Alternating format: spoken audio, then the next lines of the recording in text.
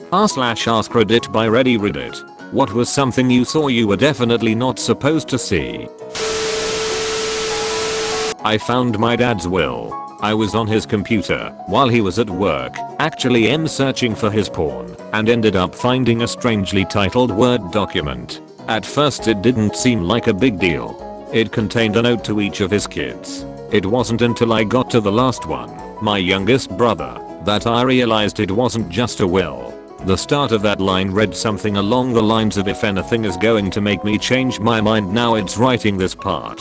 I realized I had found my dad's suicide note. I was about 14 or 15 at the time, and I had no idea how to go about talking to him about it. I decided to just keep it to myself. He started buying us gifts and stuff, and I would get really scared, and I still just kept it to myself. I remember one day on the weekend I woke up in my bed to a loud bang coming from my dad's room. I laid there in bed for probably half an hour frozen. Once I worked up the strength, I went to his room and opened the door. He wasn't in the bedroom. I was so confused until I saw that the bedroom window was open. What had happened is that there was a gust and the wind had slammed the door shut, but my paranoid brain had heard a gunshot. After that I was laughing hysterically, and I don't have much memory of the day past that. Shortly after this incident, my dad had returned most of the gifts he bought us kids, and I slowly started to believe that he had changed his mind. I never confronted him about it until last year, about 14 years or so later, but I never fully accepted that he was okay now. I called him distraught about a separate matter, and he started talking to me about depression. He told me on his own about he had considered taking his life and went into detail about it, and all I could do was cry and tell him I know. We talked a lot longer after that, and we were finally able to put it all to rest.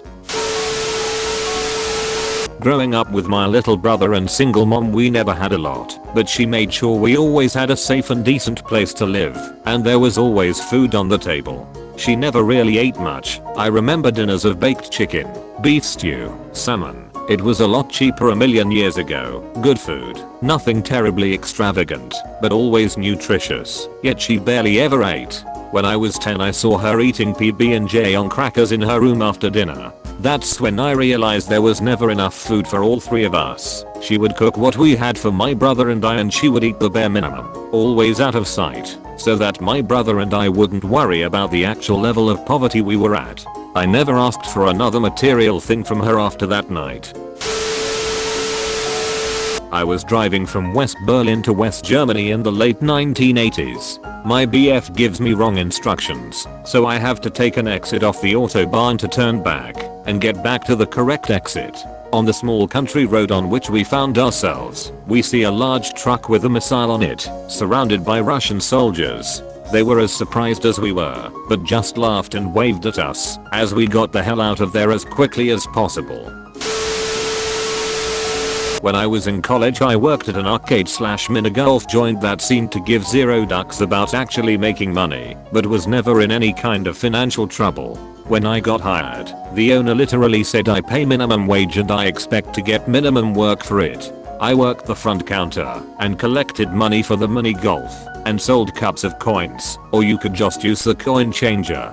The till was completely busted and would be off by $50 or more in either direction, no matter what you did. I realized very quickly that I could just pretend to ring up golf fees and cups of tokens and pocket the cash. So I'd pocket $30-40 every shift, and nobody seemed to give a damn.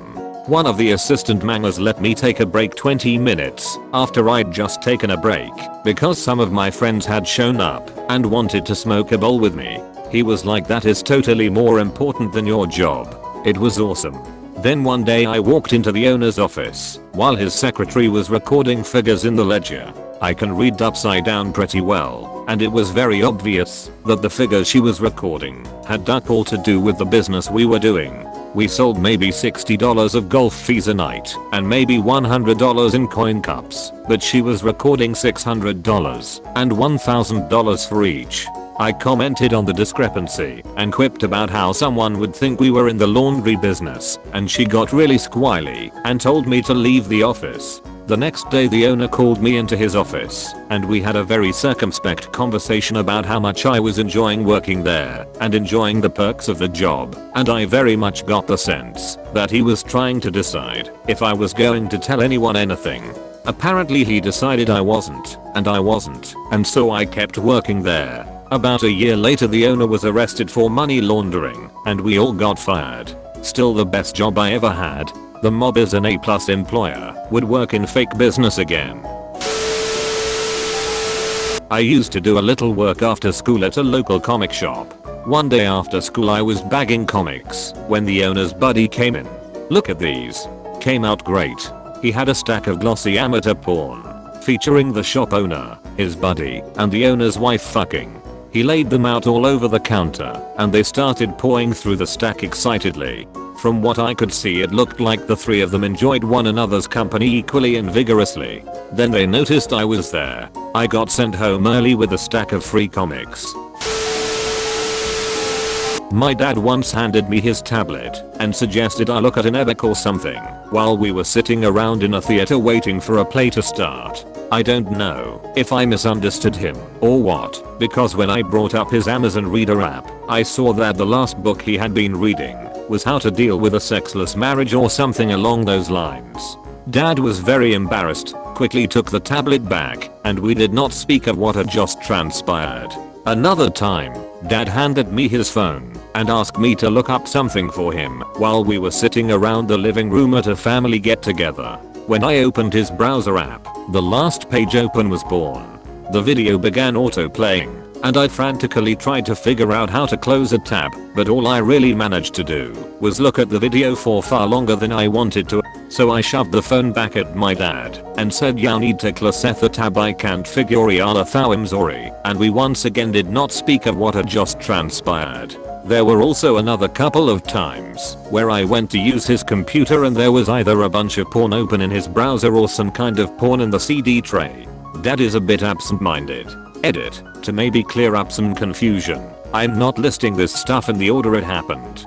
First things were running across porn on or in his computer while he wasn't around, then the ebook thing, then the porn on his phone.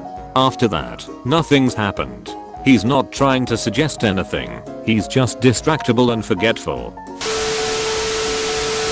I worked at FedEx Express when I was getting my bachelor's degree. Was one of the first people there every morning, since I was a handler and would help unload our giant metal cans off of a semi. Each can was stuffed full of packages. Well, I would set up a scanner in order to scan damaged packages so our station wouldn't get charged for it since it was damaged before it arrived. One morning my manager, who was an alcoholic and a pillhead, had me scan these large bags going to the VAP. Said it was in case poo was missing. These bags were closed with a velcro strap around the top, so they weren't very secured. These giant bags were full of pills and it never occurred to me that anything was wrong. Well, one morning I arrived a little earlier than normal and was setting stuff up when I heard a tearing sound. It was velcro coming apart. I didn't think anything about it and kept working. After about 5 minutes I heard a thud and looked up to see that manager come around the corner of the can and place a bag back onto the ground and walk off. He didn't notice I was there since I was in between two trucks in the warehouse. After seeing that, it made sense why he wanted me to scan the bags now. The ducker was and had been stealing pain medication out of the veterans hospital's bags and using them for his own addiction.